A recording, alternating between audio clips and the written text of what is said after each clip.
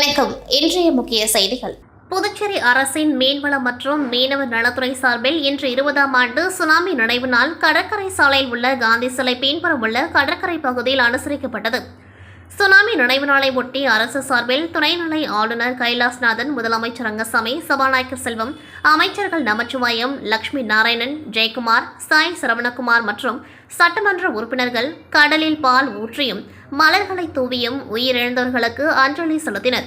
இதேபோல் திமுக சார்பில் மாநில அமைப்பாளரும் எதிர்க்கட்சித் தலைவருமான சிவா தலைமையில் சட்டமன்ற உறுப்பினர் சம்பத் உள்ளிட்ட ஏராளமான திமுகவினர், பல்வேறு மீனவ அமைப்பினர் மலர் தூவி அஞ்சலி செலுத்தினர்.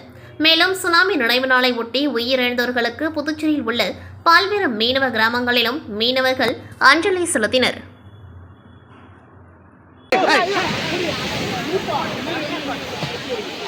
தண்ணி வரட்டும்.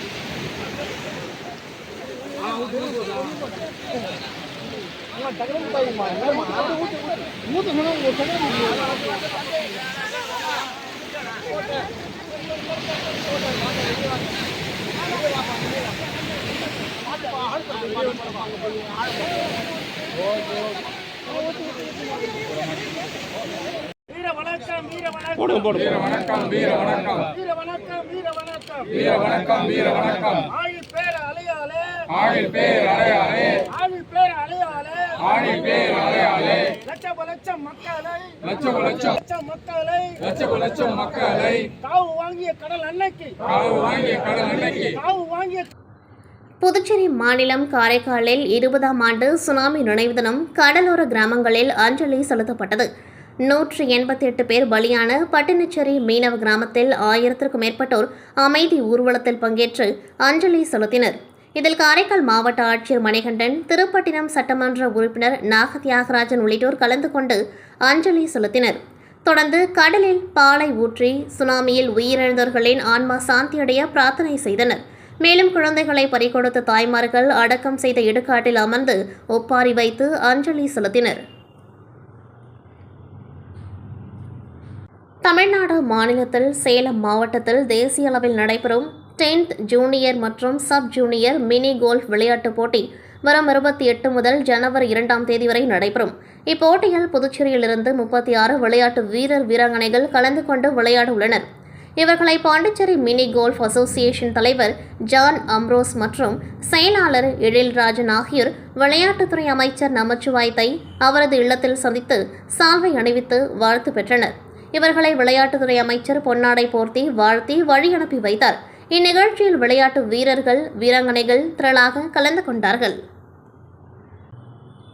20ஆம் ஆண்டு சுனாமி தினத்தை அனுசரிக்கும் வகையாக இன்று கடலூர் வட்டம் சொத்துக்குப்பம் ஊராட்சி மீனவ மகளிர் கூட்டுறவு சங்க தலைவர் தலைமையில் கிராம மக்கள் சுனாமியில் இறந்தவர்களின் நினைவிடத்திலிருந்து கடற்கரைக்கு சென்று மலர் தூவி, பின்பு அவர்கள் ஊர்வலமாக சென்று பால் ஊற்றி மலர் தூவி மெழுகுவர்த்தி ஏந்தி ஊர்வலமாக நினைவிடத்திற்கு வந்து அங்கேயும் மெழுகுவர்த்தி ஏந்தி மலர்கள் தூவி அஞ்சலி செலுத்தி அங்கு ஏற்றிய மெழுகுவர்த்திகளை அவரவர் வீட்டிற்கு எடுத்து சென்றனர்.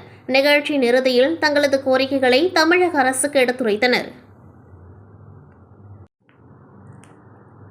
அரியங்குப்பம் சட்டமன்ற தொகுதிக்குட்பட்ட தேங்காய் திட்டு மேட்டுத்தெரு பகுதியில் உள்ள பால் நிலைய விதி 3 தெருக்களுக்கு தொகுதி சட்டமன்ற உறுப்பினரின் பரிந்துரையின் பேரில் புதுச்சேரி அரசு குடிசை மாற்று வாரியத்தின் மூலம் ரூபாய் 29,30,000 மதிப்பீட்டில் கழிவுநீர் வாய்க்காலுடன் கூடிய சிமெண்ட் சாலை அமைப்பதற்கான பணியினை தொகுதி மக்கள் சட்டமன்ற உறுப்பினர் பாஸ்கர் என்கிற தட்சிணாமூர்த்தி அவர்கள் பூமி பூஜை செய்து பணிகளை துவக்கி வைத்தார். இந்நிகழ்ச்சியில் குடிசை மாற்று வாரிய தலைமை செயற்பொறியாளர் சுந்தரராஜன், இளநிலை பொறியாளர் கோபிநாத், பணி ஆய்வாளர்கள் பெருமாள், அரியங்குப்பம் தொகுதி என்ஆர் காங்கிரஸ் மற்றும் தேசிய ஜனநாயக கூட்டணி கட்சியினர், அப்பகுதி பொதுமக்கள் கலந்து கொண்டு சிறப்பித்தனர். காரைக்காலில் சேதமடைந்த சாலைகளை சீரமைக்கும் பணிகளை மாவட்ட ஆட்சியர் சைக்கிளில் சென்று ஆய்வு செய்தார். புதுச்சேரி மாநிலம் காரைக்கால் மாவட்டத்தில் மக்கள் குறைதீர்ப்பு கூட்டத்தில் பொதுமக்கள் சாலைகளை சீரமைத்து தரும்படி மாவட்ட ஆட்சியர் மணிகண்டன் அவர்களிடம் நேரில் கோரிக்கை வைத்தனர். இதனையடுத்து காரைக்கால் மாவட்ட ஆட்சியர் மணிகண்டன் பொதுப்பணித்துறை மூலம் தோமஸ் அருள்வீதி முதல் நேருநகர் வரையிலான சேதமடைந்த சாலைகளை சீரமைக்க உத்தரவிட்டு சீரமைப்பு பணி நடைபெற்று வருகின்றது. இந்த நிலையில் சாலை சீரமைக்கும் பணிகளை இன்று காரைக்கால் மாவட்ட ஆட்சியர் மணிகண்டன் சைக்கிள் மூலம் சென்று பணிகளை ஆய்வு மேற்கொண்டார். அப்பொழுது சைக்கிள்களில் அதிகாரிகளுடன் மாவட்ட ஆட்சியர் மணிகண்டன் பல்வேறு பகுதிகளில் ஆய்வு செய்தார். அப்பொழுது சாலை சீரமைப்பு விரைந்து முடித்து தர பொதுப்பணித்துறை அதிகாரிகளிடம் மாவட்ட ஆட்சியர் அறிவுறுத்தினார். இந்த நிலையில் சாலை சீரமைக்கும் பணியினை மாவட்ட ஆட்சியர் திடீரென்று சைக்கிளில் சென்று ஆய்வு செய்ததால் சாலையில் சென்ற பொதுமக்கள் ஏராளமானோர் ஆச்சரியத்தில் மாவட்ட ஆட்சியரை பார்த்து சென்றார்கள்.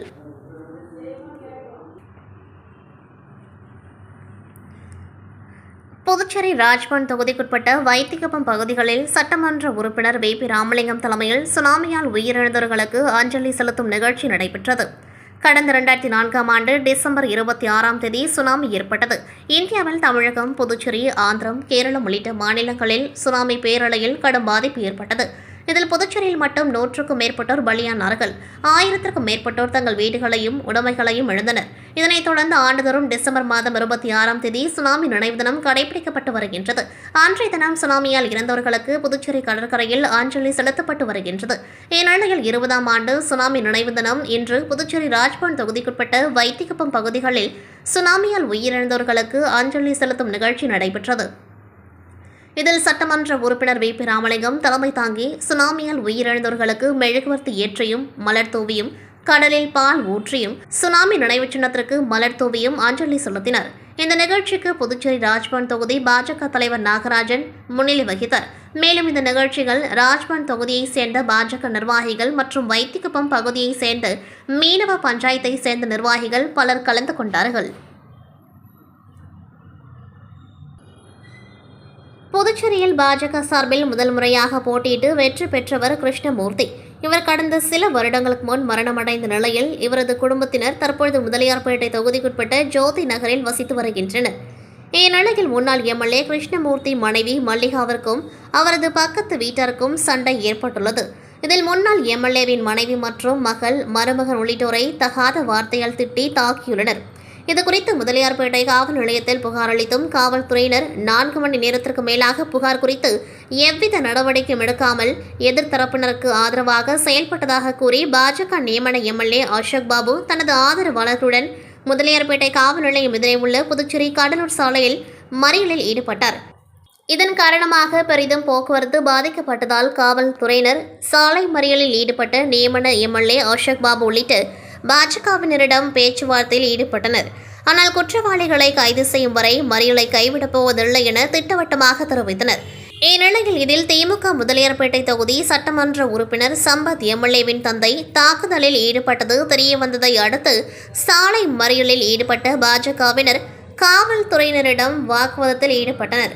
அப்பொழுது அங்கு வந்த இன்ஸ்பெக்டர் கண்ணனிடம் திமுக எம்எல்ஏ தந்தையை காப்பாற்றும் முயற்சியில் காவல்துறை செயல்படுவதாக பாஜக நியமன எம்எல்ஏ அசோக் பாபு குற்றம் சாட்டி வாக்குவாதத்தில் ஈடுபட்டார். அப்பொழுது ஆத்திரமடைந்த இன்ஸ்பெக்டர் கண்ணன், உன்னால் என்ன செய்ய முடிந்தால் என்னை மாற்றிவிடு பார்ப்போம் என ஆவேசமாக பேசினார். அப்பொழுது மறியலில் ஈடுபட்ட பாஜகவினர் காவல்துறையினருக்கு எதிராக கண்டன கோஷங்களை எழுப்பினார்கள். அதனைத் தொடர்ந்து சம்பவ இடத்திற்கு வந்த கண்காணிப்பாளர் பக்தவச்சலம் மறியலில் ஈடுபட்டவர்களிடம் பேச்சுவார்த்தை நடத்தினர். ஆனால் சட்டமன்ற உறுப்பினர் சம்பத்தின் தந்தை மீது வழக்கு பதிவு செய்தால் மட்டுமே சாலை மறியலை கைவிடப் போவதாக கூறி 3 மணி நேரத்திற்கு மேலாக போராட்டத்தில் ஈடுபட்டதால் காவல்துறையினர் திமுக எம்எல்ஏ சம்பத்தின் தந்தை மீது வழக்கு பதிவு செய்தனர். இதன் காரணமாக போராட்டத்தை கைவிட்டு அனைவரும் கலைந்து சென்றனர். அதனைத் தொடர்ந்து அங்கு வந்த திமுக சட்டமன்ற உறுப்பினர் சம்பத்தின் ஆதரவாளர்கள் நள்ளிரவு 12 மணிக்கு மேல் அங்கு வந்த திமுகவினர் பாஜகவிற்கு போட்டியாக மல்லிகா தரப்பினர் மீது நடவடிக்கை எடுக்க வலியுறுத்தி சாலை மறியலில் ஈடுபட்டனர். இதனால் ஏற்பட்ட பதற்றத்தை தொடர்ந்து அங்கிருந்த போலீஸ் கண்காணிப்பாளர் பக்தவச்சலம், இன்ஸ்பெக்டர் கண்ணன் உட்பட போலீசார் திமுகவினருடன் சமாதான பேச்சுவார்த்தை நடத்தினார்கள். ஆனால் அதற்கு மாறாக மறியலில் ஈடுபட்ட போராட்டக்காரர்கள் சிலர் போலீஸ் அதிகாரிகளை சூழ்ந்து கைகளால் சரமாரியாக தாக்கினர். இதனால் அங்கு மேலும் பரபரப்பு ஏற்பட்டது. இந்நிலையில் அங்கு வந்த திமுக எம்எல்ஏ சம்பத் நேரடியாக முதலியார்பேட்டை காவல் நிலையத்திற்கு சென்று அங்கிருந்த காவல்துறையினரிடம் கடுமையான வாக்குவாதத்தில் ஈடுபட்டார். அப்பொழுது போலீஸ் நிலையத்திற்குள் அவரின் ஆதரவாளர்கள் உள்ளே நுழைய முயன்றபொழுது போலீசாருக்கும் அவர்களுக்கும் இடையே தள்ளுமுள்ளு ஏற்பட்டது. மேலும் காவல் நிலையத்தில் பொருட்களை ஆவேசத்தில் அடித்து உடைக்கவும் முயற்சி செய்தனர். இதன் காரணமாக அங்கு பதற்றமான சூழ்நிலை ஏற்பட்டதால் பாதுகாப்பு போலீசார் குவிக்கப்பட்டனர். ஒரே நேரத்தில் பாஜக திமுக நடத்திய சாலை மறியலால் 4 மணி நேரம் போக்குவரத்து பாதிக்கப்பட்டது. இதனால் வாகன ஓட்டிகள் கடும் அவதிக்குள்ளாகினர். புதுச்சேரி அரசு கடந்த 2010ஆம் ஆண்டு முதல் கல்வி மற்றும் வேலைவாய்ப்பில் மீனவ மக்களுக்கு பொருளாதாரத்தில் பின்தங்கிய வகுப்பினர் என்ற அடிப்படையில் 2% தனி இடஒதுக்கீடு வழங்கப்பட்டு வருகின்றது. இந்நிலையில் தற்போது புதுவையில் சுமார் 1,70,000 மீனவர்கள் உள்ளனர். இதனால் தற்போதைய மக்கள் தொகைக்கு ஏற்ப 10% உயர்த்தி 12% இடஒதுக்கீட்டை வழங்க வேண்டுமென வலியுறுத்தி பல்வேறு கட்ட போராட்டங்கள் நடத்திய நிலையிலும் இடஒதுக்கீட்டை உயர்த்த அரசு எந்தவித நடவடிக்கையும் எடுக்காததால் இன்று சுனாமி நினைவு தினத்தை முன்னிட்டு 12% உயர்த்த கோரி அனைத்து கிராம மீனவ பஞ்சாயத்தார்கள் உட்பட 50க்கும் மேற்பட்ட மீனவர்கள் தலைமை செயலகம் எதிரே கடலில் இறங்கி போராட்டத்தில் ஈடுபட்டனர். தகவல் அறிந்து வந்த காவல்துறையினர் போராட்டத்தில் ஈடுபட்ட மீனவர்களிடம் பேச்சுவார்த்தை நடத்தியதன் பேரில் மீனவர்கள் போராட்டத்தை கைவிட்டு கலைந்து சென்றனர். புதுச்சேரி கடற்கரையில் சுனாமியால் உயிர் நீத்தவர்களுக்கு திராவிட முன்னேற்றக் கழக துணை அமைப்பாளரும் உப்பளம் தொகுதி சட்டமன்ற உறுப்பினருமான அனிபால் கரடி அவர்கள் தலைமையில் 20ஆம் ஆண்டு சுனாமி நினைவு தினத்தை முன்னிட்டு சுனாமியில் உயிரிழந்தவர்களை மனதில் நினைவு கூர்ந்து கடற்கரை அருகில் உருவ பொம்மை செய்து மெழுகுவத்தி ஏற்றி கடலில் பால் ஊற்றியும் மலர் தூவியும் பம்பக்கீரபாளையம் ஊர் பொதுமக்களுடன் ஊர்வலமாக சென்று அஞ்சலி செலுத்தினர். அப்பொழுது சுனாமி நினைவு சின்னம் அமைக்க வேண்டுமென்று பொதுமக்கள் வைத்த கோரிக்கைக்கு இன்னும் சில நாட்களில் அதற்கான பூமி பூஜை நடைபெறும் என்று சட்டமன்ற உறுப்பினர் அனிபால் கரடி அவர்கள் உறுதியளித்தார். உடன் பம்பாக்கீரபாளையம் பஞ்சாயத்து மற்றும் பொதுமக்கள், கழக நிர்வாகிகள், சகோதரர்கள் யாவரும் உடன் இருந்தனர். தமிழ்நாடு துணை முதல்வர் உதயநிதி ஸ்டாலின் அவர்களின் பிறந்தநாளை முன்னிட்டு புதுச்சேரி முத்தியால்பேட்டை தொகுதி திமுக சார்பில் நேற்று நடைபெற்ற விழாவில் சட்டமன்ற எதிர்க்கட்சித் தலைவர் சிவா அவர்கள் கலந்து கொண்டு 600 பேருக்கு நலத்திட்ட உதவிகளை வழங்கினார். தமிழ்நாடு அரசின் துணை முதல்வர், கழக இளைஞரணி செயலாளர் உதயநிதி ஸ்டாலின் அவர்களின் 47வது பிறந்தநாளை முன்னிட்டு முத்தியால்பேட்டை தொகுதி திமுக சார்பில் 50 நபர்களுக்கு நிழற்குடை, 50 பேருக்கு ரெயின்கோட், 13 பேருக்கு தள்ளு வண்டி, 1 நபருக்கு தட்டு வண்டி, 20 பெண்களுக்கு தையல் இயந்திரம், 2 பேருக்கு பித்தளை சலவை பெட்டி, 4 தொழிலாளர்களுக்கு இரும்பு கம்பி கட்டிங் இயந்திரம், 15 முதியவர்களுக்கு மூக்கு கண்ணாடி, 400 பெண்களுக்கு பட்டு புடவை உள்ளிட்ட 600 பேருக்கு நலத்திட்ட உதவிகள் வழங்குதல் மற்றும் கலைஞர் நூற்றாண்டு நூலகம் திறப்பு விழா இன்று மாலை 6 மணியளவில் முத்தியால்பேட்டை காந்தி வீதியில் நடைபெற்றது. பொதுக்குழு உறுப்பினர் பிரபாகரன் மற்றும் மாநில இளைஞரணி துணை அமைப்பாளர் உத்தமன் ஆகியோர் ஏற்பாட்டில் நடைபெற்ற விழாவில் புதுச்சேரி மாநில கழக அமைப்பாளரும் சட்டமன்ற எதிர்க்கட்சித் தலைவருமான சிவா அவர்கள் கலந்து கொண்டு கலைஞர் நூலகத்தை திறந்து வைத்து ஏழை எளியவர்களுக்கு நலத்திட்ட உதவிகள் வழங்கி சிறப்புரையாற்றினார். இந்த விழாவில் மாநில கழக பொருளாளர் செந்தில்குமார் எம்எல்ஏ, மாநில இளைஞரணி அமைப்பாளர் சம்பத் எம்எல்ஏ, மாநில துணை அமைப்பாளர்கள் AK குமார், தைரியநாதன், தலைமை செயற்குழு உறுப்பினர்கள் KMB லோகையன், அருட்செல்வி, பொதுக்குழு உறுப்பினர்கள் கோபால், அமுதாகுமார், நர்கிஸ், தொகுதி செயலாளர்கள் சக்திவேல், சீதாராமன், தியாகராஜன், சிவகுமார், ஆறுமுகம், வடிவேல், இளஞ்செழிய பாண்டியன், ராதாகிருஷ்ணன், கலைவாணன், சத்தியவேல், அணிகளின் அமைப்பாளர்கள் மாணவர் அணி SP மணிமாறன், மகளிர் அணி காயத்ரி ஸ்ரீகாந்த், மீனவர் அணி கோதண்டபாணி, தகவல் தொழில்நுட்ப அணி தாமோ தமிழரசன், கலை இலக்கிய பகுத்தறிவு பேரவை சங்கர் என்கிற சிவசங்கரன், நெசவாளர் அணி செந்தில் முருகன், மருத்துவர் அணி ஆனந்த் ஆரோக்கியராஜ், வர்த்தகர் அணி தலைவர் செல்வா, தகவல் தொழில்நுட்ப அணி துணை அமைப்பாளர் சிவதாசன், இளைஞரணி துணை அமைப்பாளர் ரெமி எட்வின், தாமரை கண்ணன், அகிலன், கிருபா, அன்பில், அமைப்பு சாரா தொழிலாளர்கள் அணி துணை அமைப்பாளர் லோகநாதன், மாநில நெசவாளர் அணி துணை அமைப்பாளர் சேகர், மாநில மீனவர் அணி துணை அமைப்பாளர் ஜெயமூர்த்தி, சிறுபான்மையினர் அணி துணை அமைப்பாளர் ஷேக், அயலக அணி துணை அமைப்பாளர் தென்றல், முன்னாள் கவுன்சிலர் கணேசன், தொகுதி துணை செயலாளர் செல்வம், மாநில பிரதிநிதி சிவகுமார், செயற்குழு உறுப்பினர்கள் மனோகர், சிவலிங்கம், கலைபெருமான், முன்னாள் மீனவர் அணி துணை அமைப்பாளர் முனுசாமி, கிளைக்கழக செயலாளர்கள் வேலு, ரெமோ, நாராயணமூர்த்தி, மோகனசுந்தரம், ஏகாம்பரம், காந்தி, மணிகண்டன், தண்டமாணி மற்றும் பல்வேறு நிலைகளில் உள்ள பொறுப்பாளர்கள், பொதுமக்கள் கலந்து கொண்டார்கள். புதுச்சேரியில் கிறிஸ்துமஸ் பண்டிகை முன்னிட்டு விடுமுறை என்பதாலும் புத்தாண்டை கொண்டாட சுற்றுலா பயணிகள் முன்னதாகவே வருகை தந்ததாலும் இன்று புதுச்சேரி நகர பகுதி முழுவதும் போக்குவரத்து நெரிசல் ஏற்பட்டுள்ளது. இதன் காரணமாக ஆம்பூர் சாலை, நேரு வீதி, செஞ்சி சாலை, மிஷன் வீதி, அண்ணா சாலை உள்ளிட்ட பல்வேறு முக்கிய சாலைகளில் வாகனங்கள் சுமார் 1 கிலோமீட்டர் தூரம் நீண்ட வரிசையில் காத்திருந்து ஊர்ந்து செல்கின்றது. மேலும் கிறிஸ்துமஸ் பண்டிகை முன்னிட்டு போக்குவரத்து காவல்துறையினர் முன்கூட்டியே எந்தவித ஏற்பாடுகளும் செய்யாததால் சாலையை கடக்கவே சுமார் 1/2 மணி நேரத்திற்கு மேலாவதால் வாகன ஓட்டிகள் மிகுந்த சிரமத்திற்கு உள்ளாகி வருகின்றனர். இத்துடன் செய்திகள் நிறைவடைகின்றது. நன்றி, வணக்கம்.